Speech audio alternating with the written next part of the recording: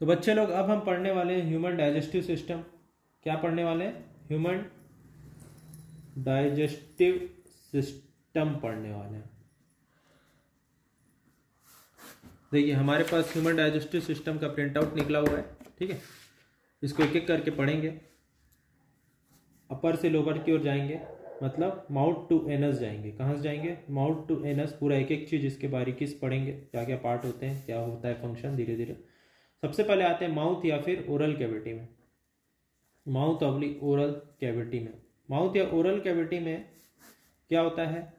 Teeth होता है, टंग होता है, पैलेट होता है। टीथ होता है, टंग और पैलेट।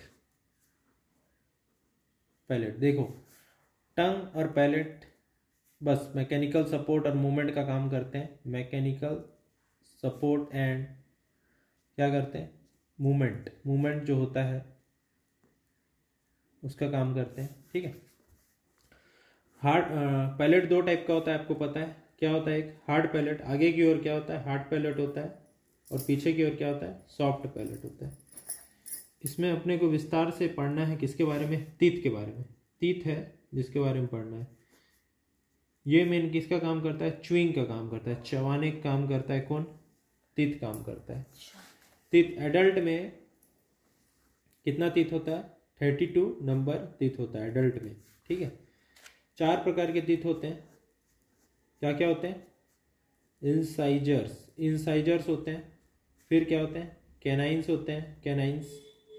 फिर एक होता है प्री मोलार्स, और आखिरी वाला क्या होता है? मोलार होता है। 4 प्रकार के टीथ होते हैं, incisor, canine, pre molar, molar, ठीक है। अब इसका एक होता है डेंटल फॉर्मूला। क्या होता है? Dental formula. डेंटल फॉर्मूला आपको याद रखना है। देखिए ये होता है डेंटल फॉर्मूला।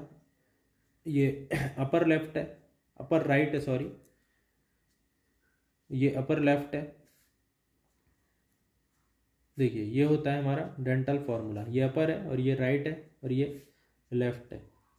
मतलब ये अपर राइट है, अपर लेफ्ट है, ये लोअर राइट है, लोअर लेफ्ट है, ये, ठीक है।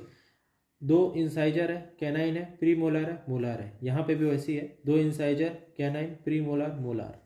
यहाँ पे भी वैसी, incisor, canine, pre molar, molar. Dental formula से याद रखेंगे, आपको आसान होगा याद रखना। इतने टीथ होते हैं, इससे क्वेश्चन आ सकता है, इंपॉर्टेंट है। कितने टीथ होते हैं, क्या होता है, ठीक है। आगे देखते हैं। टीथ के बाद आता है इंपॉर्टेंट स्ट्रक्चर। देखियो यहाँ पे लिखा है ना, नेजोफेरिंग्स, ओरोफेरिंग्स, ये सब है। लेरिंगोफेरिंग्स, ये कट गया थोड़ा सा। लेरिंगोफेरिंग्स, फेरिंग्स होता है इंपॉर्टेंट स्ट्रक्चर। क्या होता है? फेरिंग्स होता है। फेरिंग्स 3 टाइप के होते हैं ह्यूमंस में। क्या क्या होते हैं? Nasopharynx, nasopharynx. नेजोफेरिंग्स जो है आपका नाक से जुड़ा हुआ होगा, पोस्टीरियर नेजल कैविटीज जुड़ा होगा, नेजोफेरिंग्स। फिर ओरोफेरिंग्स, डाइजेस्टिव सिस्टम में हमारा काम है ओरोफेरिंग्स का ही। यही ओरोफेरिंग्स आगे जाके क्या में कंटिन्यू होगा? इसोफेगस में कंटिन्यू होगा। और थर्ड होता है लेरिंगोफेरिंग्स। लेरिंगोफेरिंग्स होता है थर्ड, ठीक है। लेरिंगोफेरिंग्स आगे क्या में कंटिन्यू होगा? ट्रेकिया में कंटिन्यू होगा। मतलब ट्रेकिया मतलब विंड पाइप, और इसोफेगस मतलब फूड पाइप। फूड पाइप, खाना वहीं से जाता है ना, इसको क्या बोलते हैं? फूड पाइप बोलते हैं, ठीक है। आगे बढ़ते हैं। अब एक इंपॉर्टेंट चीज है, हम सलाइवरी ग्लैंड। हमारे ओरल कैविटी में क्या होते हैं? सलाइवरी ग्लैंड होते हैं। सलाइवरी ग्लैंड मतलब लार ग्रंथियां होती है। क्या होती है? लार ग्रंथियां, ठीक है। कितनी लार ग्रंथियां होती है? 3 पेयर होते हैं, राइट और लेफ्ट दोनों होते हैं। पहला होता है पैरोटिड। पहला क्या होता है? पैरोटिड ग्लैंड होता है। फिर होता है सब मैक्सिलरी या सब मैंडिबुलर, सब मैक्सिलरी या सब मैंडिबुलर ग्लैंड होता है। और थर्ड होता है सब लिंगुअल ग्लैंड होता है। सब लिंगुअल ग्लैंड होता है। 3 पेयर ऑफ लार ग्रंथि होती है, बस अपने को नाम याद रखना है अभी, ठीक है। 3 पेयर होती है। आगे देखते हैं, इसोफेगस आता है। अब इंटरनल स्ट्रक्चर हमारे शुरू हो जाते हैं, इसोफेगस, ठीक है। ओरोफेरिंग्स आगे क्या में कंटिन्यू होता है? इसोफेगस में कंटिन्यू होता है। ओरोफेरिंग्स क्या में कंटिन्यू होता है? इसोफेगस में कंटिन्यू होता है। देखते हैं, ये अपना इसोफेगस आएगा, ठीक है। अब इसोफेगस आगे क्या बनाएगा? स्टमक बनाएगा। क्या बनाएगा? इसोफेगस स्टमक बनाएगा। अब इसोफेगस का काम क्या है? जो भी यहाँ पे माउथ में फूड पार्टिकल है उसको लाना है, कहाँ लाना है? स्टमक में लाना है। स्टमक और इसोफेगस के बीच में एक वॉल्व होता है, स्फिंक्टर होता है सॉरी, जिसको बोलते हैं गैस्ट्रो इसोफेजियल स्फिंक्टर। क्या बोलते हैं? Gastro oesophageal sphincter. Gastro oesophageal sphincter काम होता है जो भी खाना पार्टिकल स्टमक में कलेक्ट हुआ है वापस से कहाँ, इसोफेगस में नहीं आ जा पाए। और इसके अलावा इसोफेगस में मूवमेंट होता है, मसल्स का मूवमेंट होता है। इसोफेगस में मेनली कौन से मसल्स होते हैं? स्मूथ मसल्स होते हैं, स्मूथ या फिर इनवॉलेंट्री मसल्स के बारे में बनाया जाएगा, क्या क्या होता है स्मूथ, क्या होता है स्केलेटन, इनवॉलेंट्री। और इसोफेगस में एक मूवमेंट होता है जिस मूवमेंट क्या बोलते हैं? Peristalsis movement. क्या बोलते हैं? पेरिस्टेल्सिस मूवमेंट, जिससे खाना क्या है, ऊपर से नीचे की ओर आता है। यदि किसी को हो जाता है वॉमिटिंग, क्या हो जाता है? वॉमिटिंग। तो वॉमिटिंग में होता है रिवर्स पेरिस्टेल्सिस मूवमेंट। क्या होता है? रिवर्स पेरिस्टेल्सिस मूवमेंट हो जाता है, मतलब खाना वापस से स्टमक से इसोफेगस की ओर जाने लगता है और आपको वॉमिट हो जाता है। ठीक है, रिवर्स पेरिस्टेल्सिस कहाँ पे होता है? वॉमिटिंग में होता है। अब आगे बढ़ते हैं इसोफेगस के बाद। इसोफेगस के बाद हमारा आता है स्टमक। क्या आता है? स्टमक। देखिए डायग्राम में भी है, हमारा क्या आता है? स्टमक होता है। इसोफेगस के बाद आता है हमारा स्टमक, मतलब जो पेट है, पेट ही हमारा स्टमक है। ठीक है, खाना जो भी खाएंगे इसी में आएगा, 4 से 5 घंटा यही रहेगा। यहाँ से डाइजेशन, मेनली रूप से डाइजेशन यहीं से शुरू होगा। देखिए स्टमक सिंपल है बनाना, ऐसा कुछ होगा हमारा स्टमक। ठीक है, 4 पार्ट होते हैं स्टमक का। एक ऊपर वाला पार्ट होता है जिसको कार्डियक पार्ट बोलते हैं, हार्ट के पास होता है तो कार्डियक पार्ट बोलते हैं। ठीक है, एक होता है बॉडी, ये होता है बॉडी, ये वाला पार्ट को बोलते हैं फंडस, ये हो गया फंडस। मेन पार्ट होता है, पूरा ज़्यादा पार्ट होता है बॉडी, और एक पार्ट होता है इसको क्या बोलते हैं, जो आगे ड्यूडिनम में खुलेगा। ड्यूडिनम मतलब स्मॉल इंटेस्टाइन का पार्ट है, इसको बोलते हैं पाइलोरस। क्या बोलते हैं? पाइलोरस।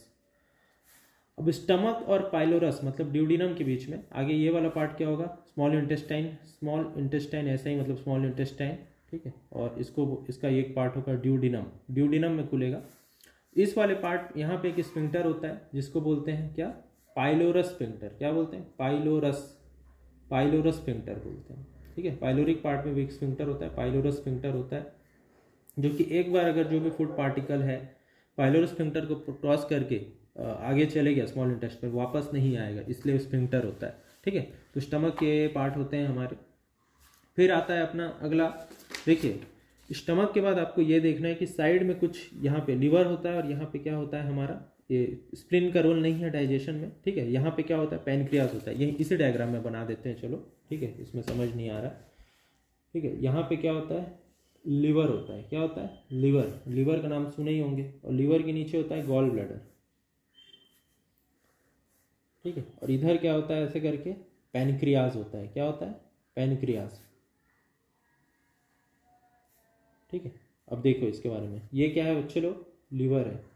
ये क्या है? नीचे वाला गॉल ब्लैडर है, जीबी मतलब गॉल ब्लैडर। और ये एक डक्ट निकालता है लिवर और गॉल ब्लैडर मिला के, जिसको बोलते हैं बाइल डक्ट। क्या? Common bile duct. क्या बोलते हैं? कॉमन बाइल डक्ट बोलते हैं। ठीक है, वैसी पैनक्रियास है। पैनक्रियास क्या होता है? एक मिक्स्ड ग्लैंड होता है पैनक्रियास। ठीक है, पैनक्रियास एक मिक्स्ड ग्लैंड है, आपको पता होगा, अभी एंडोक्राइन पढ़ेंगे समझ आएगा। मिक्स्ड मतलब ये एक्सोक्राइन भी है और एंडोक्राइन भी है, एक्सो भी है और एंडो भी है। एक्सो मतलब जो एंजाइम सिक्रेट करते हैं, एंडो मतलब जो हार्मोन सिक्रेट करते हैं। ठीक है, एक्सोक्राइन मतलब जो एंजाइम सिक्रेट करते हैं, एंजाइम्स। एंजाइम्स क्या हेल्प करते हैं? डाइजेशन में हेल्प करते हैं। और एंडोक्राइन मतलब क्या होता है? जो हार्मोन सिक्रेट करते हैं। क्या? हार्मोन्स। ठीक है, हार्मोन्स के बारे में आएगा चैप्टर, वीडियो आएगा तो पूरा पढ़ाया जाएगा। ठीक है, अब देखो इसके बाद क्या होगा? अब पैनक्रियास भी अपना एंजाइम कहाँ पे लाएंगे? यहाँ पे लाएंगे। सब चीज़ कहाँ पे आता है? ड्यूडिनम में आता है। सब चीज़ कहाँ पे आता है? दोनों डक्ट ड्यूडिनम में खुलते हैं। First part of small intestine को ड्यूडिनम बोलते हैं। ठीक है, यहाँ पे आता है। और ये जो डक्ट आता है पैनक्रियास का, इसको बोला जाता है पैनक्रियाटिक डक्ट। क्या बोला जाता है? पैनक्रियाटिक डक्ट बोला जाता है। ठीक है, अब देखो, अब इसके बाद जो भी खाना पीना है कहाँ पे आएगा हमारा? स्मॉल इंटेस्टाइन में। ये देखो, ये जो बीच वाला पार्ट है वो स्मॉल इंटेस्टाइन है, ये जो बाहर वाला पार्ट है उसको क्या बोलते हैं? लार्ज इंटेस्टाइन बोलते हैं। देखते हैं, बनाते हैं पहले। ठीक है, पहले एक डायग्राम बना लेते हैं, उसके बाद समझते हैं।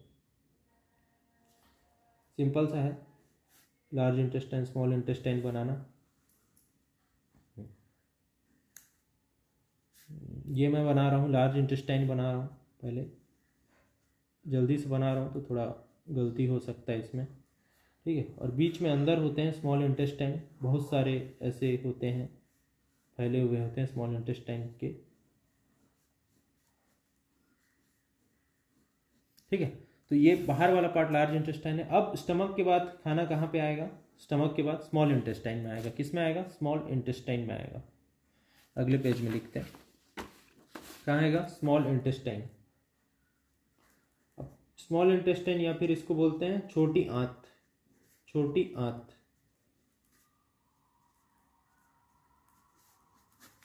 ठीक है। छोटी आंत के 3 पार्ट होते हैं। कितने पार्ट होते हैं? 3 पार्ट होते हैं।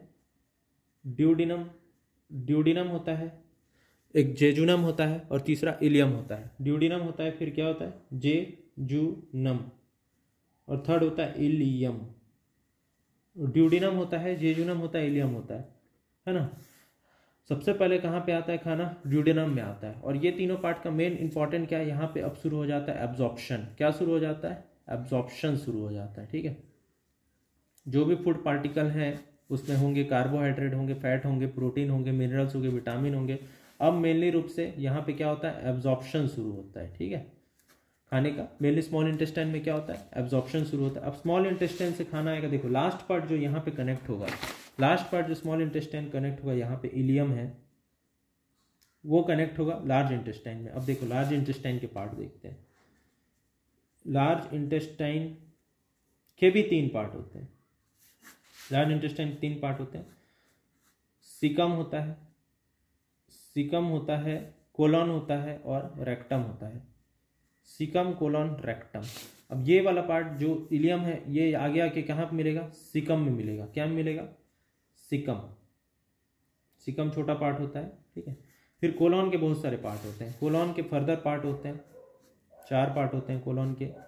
एक होता है असेंडिंग कोलन, असेंडिंग कोलन होता है। फिर होता है ट्रांसवर्स कोलन, ट्रांसवर्स कोलन। फिर एक होता है डिसेंडिंग कोलन, डिसेंडिंग कोलन होता है। और एक होता है क्या? Sigmoid colon, sigmoid colon. देखो ये सब जो पार्ट है ये सारे कोलॉन्स ही है। ये क्या है? ये असेंडिंग कोलन है। ये क्या है? असेंडिंग कोलन है, ठीक है। ये क्या है? ट्रांसवर्स कोलन है, ठीक है। ये क्या है? डिसेंडिंग कोलन है, डिसेंडिंग। और यहाँ पे होता है ये क्या? Sigmoid colon. कौन सी कोलन? सिग्मॉइड कोलन होता है, ठीक है। 4 पार्ट होते हैं कोलन के, ठीक है। और सीकम में एक और पार्ट होता है यहाँ छोटा सा, vermi form appendix. Vermi form appendix सुने होगे आप लोग, बचपन से सुन रहे होगे, है ना। इसी में इन्फेक्शन हो जाता है तो अपेंडिसाइटिस करना पड़ता है। अपेंडिसाइटिस हो जाता है तो अपेंडेक्टोमी, अपेंडिक्स काट के निकालना पड़ता है, ठीक है। वर्मी फॉर अपेंडिक्स एक वेस्टिजियल ऑर्गन है, कोई यूज नहीं है इसका, जबरदस्ती का है ये वेस्टिजियल ऑर्गन, ठीक है। अवशेषी अंग, ठीक है। अब ये हो गया हमारे कोलन का पार्ट। अब आखिरी होता है रेक्टम। रेक्टम ये वाला पार्ट होता है। अंत में जो भी बनेगा हमारा फीसेस बनेगा, लास्ट में फीसेस बनेगा, वो यहीं आके कलेक्ट होगा। कहाँ पे?